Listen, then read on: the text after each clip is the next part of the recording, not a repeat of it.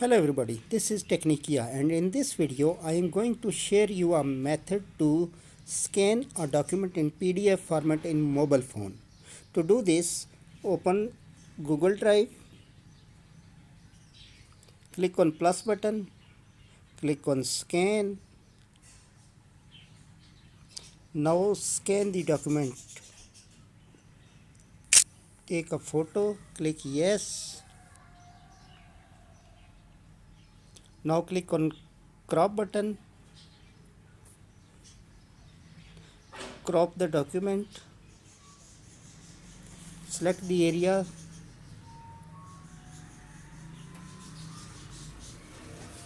click done. You can also add a second page by clicking on the plus button. Click on save, rename the file,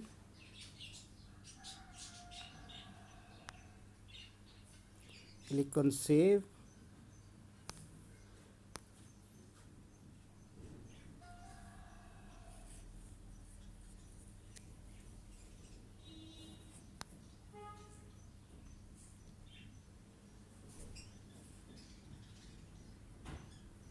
Now here you can see the file is saved in PDF document.